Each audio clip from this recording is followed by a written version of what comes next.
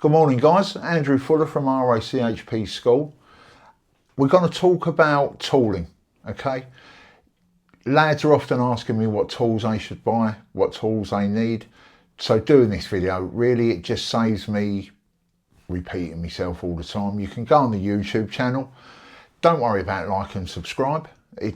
I don't do it for that, you know, I'm not doing it getting any money out of it or anything. It's just a handy thing. There are some good channels on YouTube. Refrigeration Mentor, if you're looking to do CO2, is a fantastic channel I'd suggest. And Engineering Mindset is another fantastic channel I would suggest. Be a bit careful of American channels just because of that, you know, pounds per square inch and everything. So be a bit wary of those. But what we're going to do, so I put together, I do a course, I run a course really for split and multi-split installation. So it covers tooling, all the materials you need, it covers what you should be doing, electrics, fault finding, it's a broad course. So what I've done, I've nicked a load of slides out of there on the tooling section. It is only representative 2025, you know, the prices will change. And I'm not affiliated to anyone. So I've got a mix of Testo, Javac. I haven't got Fieldpiece, but Fieldpiece are an extremely good brand if you're interested in that sort of thing. But I've just picked out certain bits and pieces, okay? There's always other things you're gonna need. A magnet tray is a fantastic one that I've not put on there. Silly bits and pieces, we love our tools. But these are the main things that you're gonna need when you're doing an install or a service, when you're starting out. You know, just a split system or a multi-split system, you're going to build your leveling up. Commercial, totally different. Those lads are totally different. But when you're looking to get into the game, when you're just breaking into the trade, you're going to do your FCAS course, obviously. And then you're going to be looking for something, you want a bit of knowledge. No one likes to walk into suppliers and not know what to ask for and not know what tools to get, because you look a right wally, wouldn't you? Let's be honest, no guy going likes that. So this course really I put together understanding that, but this is a snippet out of that course. So yeah, I hope you enjoy it guys, okay?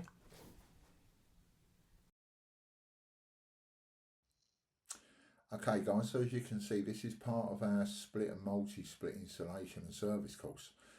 It's only a section, it's only on tooling. You can see I've changed the background there. I'm heavily dyslexic, always was. You know, a combination of things I've got going on, but I was always heavily dyslexic. So the PowerPoint presentation is sort of yellow on black. I find it, you know, when you highlight things, it helps when I'm reading. I looked into things with dyslexia and this helps apparently. So that's why they're sort of yellow on black. Visually they stand out a lot better. So let's jump into it, shall we?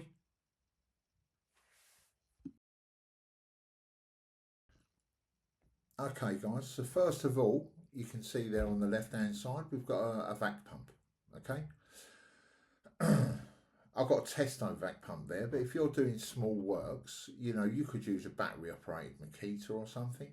Just remember the oil we use in HFCs, sort of at R32, very hygroscopic. So we want to be keeping that system as dry as possible. So we need to pull a good vac, do a vacuum rise test. We can talk about that later, but you know, so a vac pump is one of those tools you will definitely need. I've seen videos of people purging refrigerant, like, you know, running gas through and everything. No. We definitely vac our systems out, okay? So a vac pump's one of those tools you will definitely want. In the middle there, we've got a pressure nitrogen regulator. We know how important it is to keep all those carbon deposits out of our system. You shouldn't really be doing brazing.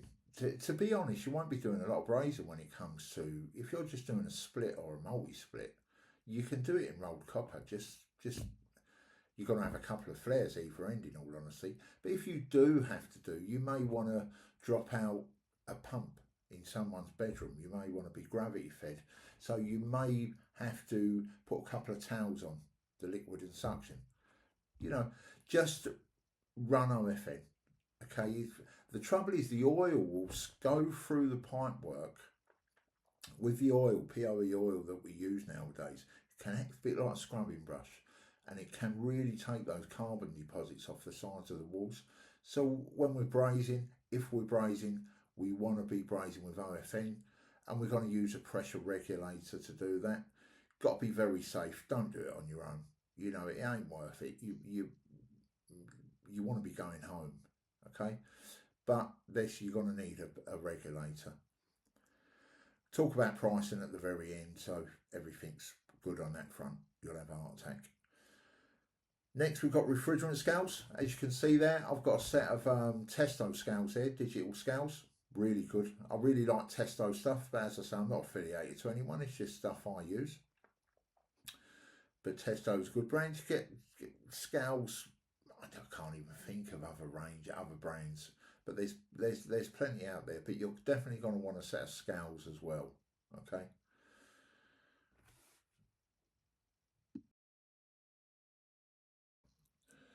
Okay, guys. Here we've got gauges. Okay, you're going to want a set of gauges, of course you are. The Testo ones in the photo there, digital gauges, they cost them money because they do so much more, in all honesty. You'd want different hoses, remember, for different, you know, if you're doing the fridge or aircon, working with higher or lower pressure refrigerants. But built into the gauges, you're going to get loads of different refrigerants. You can do your suction line superheat, liquid line subcooling measurements. You can do a decay rate. You can do vacuum. You're really all singing and dancing. The ones there are showing a sight glass. A lot of them, buy the ones without a sight glass, I would say. I would suggest anyway. Get the ones without a sight glass. You can get more ports if you want, but if you're just starting out in the game, I wouldn't bother. You can get analog as well, of course. But I think nowadays, you know, you want to be using digital, in all honesty. Then we've got our hose lines.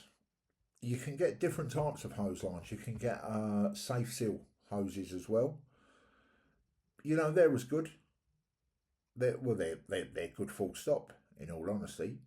I don't know about if you're just starting out though. I would stick with the coloured hoses if you can still get them, you know, and with a safety isolation valve on the end. Just get used to that, really, I would suggest. Not a lot to say with hoses. Same as a car tyre, on the side of the hose, it's going to tell you the pressures that you can go up to. Look after them. Always check your washer inside there. You want to be washing that. Never over tighten them.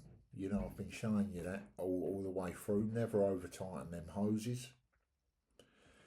Always think about little purge. But to be fair, you shouldn't need to be purging nowadays. You got to use a vac pump anyway, so why not? Why bother? You know, vac your hoses. But certainly when you're transferring things, you may have to give a little purge. Remember, we don't know no non-condensables in there. Then on the right, we've got a recovery machine. Various different brands there. That's a Javac. Can't remember the name, to tell the truth. That's a Javac recovery machine. You can go all the way up to, a lot of the lads now are using Fieldpiece. More expensive, but you know, you get what you pay for. It's all singing and all dancing. It does everything. Easier to use. Okay, so that's yeah, so that covers those three. You with the recovery machine. Now we never read. We know we don't read books, instructions on anything, but on our tools we do. We should do. We should be using. We should be reading those push-pull methods for great big systems, but you're not going to be worrying about that with the type of stuff you're doing. Just remember with this sort of pump, if you're recovering as a liquid, it can have a tendency to blow a little valve in there if you throttle up too quickly. So, you know, we recover a liquid because it's denser, it's quicker. But just be aware of that sort of thing, yeah. Okay, guys? Okay, guys, next we've got a Testo, a vac gauge, a Torr gauge, after Torricelli, Torr gauge. Why do we need a Torr gauge? Well, we need to know how much we're boiling off, really. You know, we remember we don't want to keep anything in the system, so we must use a Torr gauge. Don't attach the Torr gauge to your vac pump, always attach it to the system, as far away from the vac pump as possible. There are different ones, again, I won't keep saying it because it bores me, but there's different brands. There's all different brands, okay? You got Testo, Fieldpiece, they all do their own Torr gauge, and they're all very good.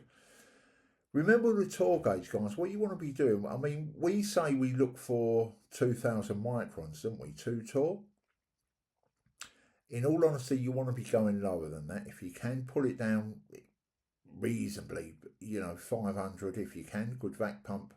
Pull it down to about 500, lock everything off, do a vacuum rise test, and just look at that decay rate. Just see, give it 15 minutes and let it just see how it goes up. 9 times out of 10, you'll be absolutely fine. But you may have that instance where you've got to do a triple vac, what we spoke about. So you'd perform a triple vac, and triple vac's a generic term as well. You might have to do it, you know, you could do it 4 times. You're only breaking it with a bit of OFN. You're just breaking that out, that vacuum, aren't you? And then we're pulling it down again, and we just want to leave it. We just want it to hold. Remember, anything in our systems are non-condensable. We only want oil, and we only want the refrigerant concerned. Anything else is going to affect our head pressures. It's, you know, if I've got moisture in my system, what does it do? It's going to turn the oil acidic, and it's going to play up with our compressor. Look at what do they say? RTFM. Read the manual. In them manuals, believe it or not, we hate reading manuals, but if you read the manuals, you'll get every bit of information you require. And it will also say about pulling down a system, you know, decay rates and everything else. So we definitely need a Torr gauge. Okay, guys? Next there, I've got digital probe. You don't have to have digital probes. As I say, I've just put a selection in. Digital probes are very good for air on, air off. We can get temperatures. Good engineers, you'll often see a skilled engineer touching pipe work. You know, he's turning his hands into probes. I would suggest you try and do that. Get a temperature off a pipe. Be careful with a discharge, obviously. I don't start people losing skin. Get a temperature off a pipe, then put your hand around it. Just get used to doing that. But you've got various different probes you can do. As I say, these Bluetooth ones that I use, very good. You know, they're very good. So yeah, you definitely want an air probe at least for air on and air off. If I miss anything, which I probably will, certainly mention it in the comments. Give me abuse, it makes no odds. I ain't no Yoda at this game, far from it, you know. So certainly let me know. Next there, we've got an electrical multimeter. We want to be ohming things out. Now, I don't condone testing live. I never have done, in all honesty. But in some instances, you will test live. You know, if you've got an inverter board, noise filter or something, you will be testing that. I wouldn't suggest you get too deep into that until you've had more training, to be honest. But yeah, a multimeter, we can ohm things out. We can certainly switch units off. We can see incoming power. We can do CPC tests, and we can, you know, there's certain things we can do, but we want to be ohming a lot of stuff out and doing it that way. It's a lot safer that way. Remember, safe isolation, of course, when we do these things. Flaring tool. Never give your flaring tool to anyone. Don't ever hand it to anyone. It's yours. Get a good one. Don't buy a Mickey Mouse thing off of, I don't know, eBay or something, always go directly to the supplier. That's the Javac one I've got there. I can't think of any other brands, tell the truth, than Javac that do it, but I could be wrong. But yeah, you want a good flaring tool. We want to be really careful when we take that flare out as well, out of the position. Make sure everything's clear, deburring it and everything, yeah, for what you've been taught. But yeah, you know, that's yours. I would say the vacuum gauge, the tour gauge and the flaring tool. Now, some tools we will borrow to people, of course we will, it just happens. But those two items, they're yours. You know, whether you go on a company or not, just remember, you're always going to be keeping them sort of things. Okay, guys?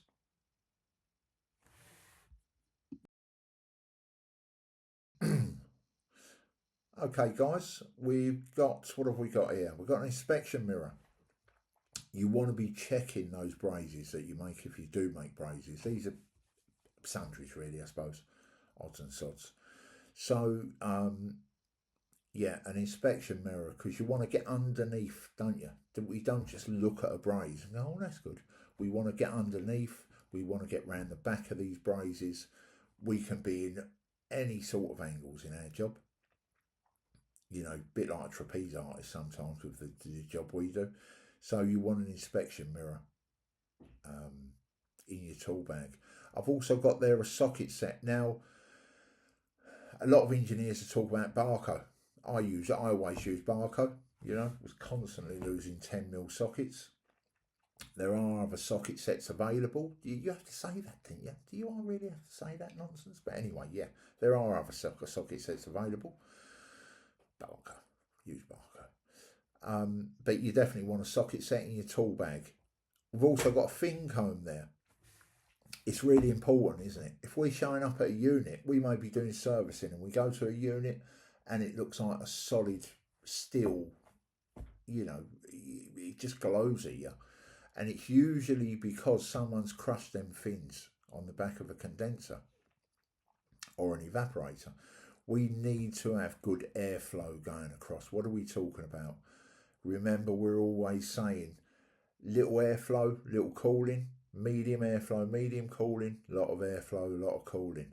So we want good, clean coils, and we also need good spacing. We want to get a good heat exchange going across them coils. So the fins are really important. When it comes to cleaning coils now, just to let you know, most manufacturers will advise not to use a cleaning product. A lot of them coated now. I know Dakin's kit is all coated. I don't know about Mitzi and everyone. I was presuming Mitzi's are coated as well. They prefer you just to use water, air. You know, you could use gentle bit of air. I know what we do. We tend to use our OFN, don't we, and just blow it out with that. But just be wary. If we do use a cleaning product on there, we want to be washing that off, guys. We always want to wash it off. You'll know when it's not been washed off because it'll be like powdery. You'll see units and they're powdery. We always want to be washing off them coils. And it's just like a kettle, remember? The element in a kettle, if you don't keep that clean, it's more energy. We're pulling more amps. So we want to keep these things clean. Okay, so anyway, that's a fin comb there. We can use, once you first start using it, you will crush things. You know, it's just one of those things. It's like everything in our job, we have to get used to it. I've also stuck in a valve ratchet. You're not going to use them for splits and multi-splits, but they're always good to have in your bag. You might be moving on to the fridge. You might be stepping up to that game at some point. So, you know, and they're not expensive to get a good ratchet in the bag there. As I say, this is not a total list. This is just things that I thought of, really, in a sense, that you could use. There's going to be added things, and if anyone thinks of anything, certainly add it to the comments. We can do that, okay?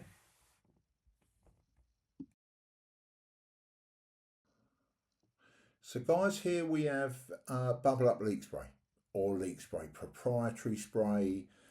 The word proprietary is important. We don't want to be using washing up liquid. You know, washing up liquid on the side of a liquid receiver, possibly, you know, but we want to really stay away from it. We want to use proprietary. Proprietary spray has been tested with plastics. It can wash, believe it or not, washing up liquid, good old fairy liquid, or whatever you want to use. That can, when it gets cold, it can cause, I don't go into it, but it can cause a leak, you know, things like that, and it can discolour plastics. So I would say proprietary spray. The one I've got there, the bubble one, it's like a liquid, not gloopy it goes on, you know, but that's quite good. Remember, when we're looking for leaks as well, guys, we want to be looking at the bottom, don't we? Remember, refrigerant is heavier than air. So if you go round and just give everything a quick spray over and go, oh no, everything's fine, 9 times it won't be. You're not doing your job correctly. You want to be letting it get in there, letting it soak up. Give it a second on each joint, or on each mechanical joint you come into, wherever you're spraying it. Give it a second. Get underneath it. Make sure you're checking underneath. Give it a bit of time to react. Don't just skim over it, because it could cost you a lot of money in the long run. Leak testing, pressure testing. I never said about the regulator. You know, you're going to be using that for strength and tightness tests. These are things that really cost you money. If you have to go back to a client, if you don't do the leak test correctly and this sort of thing correctly, this is what's going to cost you. If you go back to a client, you can't charge. You're going to then have to, you can imagine you've done a job, and then in the summer when you're really busy, or hopefully really busy, and you've got clients phoning you up that you've done a job for a few months before and it's dumped all of its charge, you know, you can't charge for them jobs. And if you try and charge, you'll soon get a bad name. Believe me, it's a small industry, this. So you want to be making sure that's one thing you're really covering. Okay, so anyway, that's just a form of a bubble up spray, is just a form. You get normal sprays as well, of course, when you're going to your supplier. If you build up a relationship with a supplier, which a lot of you will have, I know. So yeah, just talk to them. What have we got? Tracer gas. So yeah, on a lot of PowerPoints, I used to have UV leak detection. I don't know anyone that uses it. I just don't. You know, I don't know anyone that uses UV. Who's going to use that? I do, you know, God knows. Anyway, tracer gas. Tracer gas has got a little bit of hydrogen in it, about 5% hydrogen. And hydrogen is such a small molecule that it will search out any leak. You know, it does cost a bit more money to buy the kit, but it's well worth it. You know, if you can go on a job and get off of the job quick, the client's happier, you can then go off to do another job. So it works all round, really. So I would say tracer gas, definitely invest in that. As I say, it's slightly more expensive, but when it comes to leak detection, yeah. On the right hand side there, I've got the Javac D-Tech Stratus. Now that is all singing, all dancing. That thing, if my wife cried 5 miles down the road, that thing could pick it up, I reckon. That does everything. It's got cloud hunting, you know, overkill for a lot of engineers, I would say. But that really is the sort of Rolls Royce currently of the industry. But there's other leak detectors out there. With that Stratus, it does HFCs, it does, I think, ammonia, CO2. Yeah, it covers the full gamut of things. And a lot of them, be careful, a lot of them out there will only do HFC. So just make sure, be aware, and you're constantly going to be aware anyway, but I'm just letting you know, yeah? But that's leak detection. Hopefully that'll cover you with everything, okay, guys? Okay, guys, so that's your tooling. Oh, there's bits missing. I know there's bits missing. As I say, you know, I'll go on and abuse me, anyone out there. Say this is missing, that's missing. It's only all good knowledge. All knowledge is good knowledge, isn't it? So that's your bulk of your tooling, I would say. Core drill, things like that, you've got them anyway. You know, you've already got most of these tools. One last thing I want to look at, cylinders, recovery cylinders. Now on the left, we've got a recovery cylinder. Okay, so if I'm pulling out a waste product, if I'm pulling out refrigerant that's got to go back, remember you're signing it over to yourself. As soon as that comes out, it's a waste product. As soon as it comes out, you're signing it over to yourself. Okay, so you want a waste disposal note, don't you? So we're going to sign that over. Now there's a difference. On the other side, I've got a receiver cylinder. The difference between the two, a receiver cylinder has been chemically cleaned inside. So you know we've spoke about azeotropic and zeotropic, and I talk about the difference between R407C and 410A. 410A, we would say it's a zeotrope that behaves like an azeotrope because it's got very minimal glide. If you're pulling out, if you go up to a system, that just say it's 407, it's got a leak. You know you're not going to be able to use that again. If it's got a leak on the suction, the vapor port, you know you're not going to be able to use that. So you would go into a recovery cylinder, and that would go back to the supplier. With a receiver, if you're just taking refrigerant out for whatever reason, you may want to weigh it because we're all critically charged with this sort of side of things. If we're taking refrigerant out and we're putting it back into a customer's equipment, we want to be using a receiver bottle. Or you may come across jobs with 410A. And remember, there's a minimal glide on there, so we can sort of top it up, you know. I'm sure I'll get abused for saying this, but we can. Yeah, so we'd want to go into a receiver bottle for that sort of thing. So remember, if you're getting rid of refrigerant and you're taking it back to the supplier, recovery cylinder. If you're thinking of taking refrigerant out and putting it back into a system, we want to be using a receiver cylinder. Okay, guys, it's a lot cleaner. Okay, fantastic. Right, so the painful bit, the bit where you've got to lay out a bit of money. But remember, speculate to accumulate, don't we? Our tooling is a lot more than plumber's tooling. Why, I don't know. But it is. We are where we are. So, what have we got there?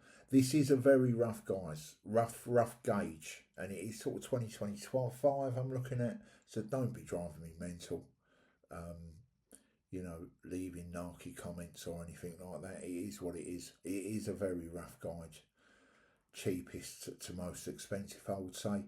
So you can see there we've got, what have we got? Digital gauges, you're looking at 140 up to about £600. But remember, you pay for what you get. You know, I can either buy a Primark t-shirt or I can buy, I don't know, a Lacoste or Ralph, you know. You get what you pay for. Refrigerant hoses, 60 to 150 quid. Recovery machines, 700 to 1,200. Vacuum machine, 150 to 1,300. So there is a big, I admit there's a big play there. Most of your suppliers will do a kit for you guys, just to let you know. Fieldpiece do one. I know they do a kit. Climate change, they do a kit, about £1,300-1,400. It really is, you know, depends what you want. You can mix and match with them a lot of the time. You can say, well, I've got one of them, I don't need that, can I change this? And you know, it all goes down on how well you get on with the supplier. So, what have we got? What have we got there? 1,600 to £6,000. Oh, that's painful, isn't it?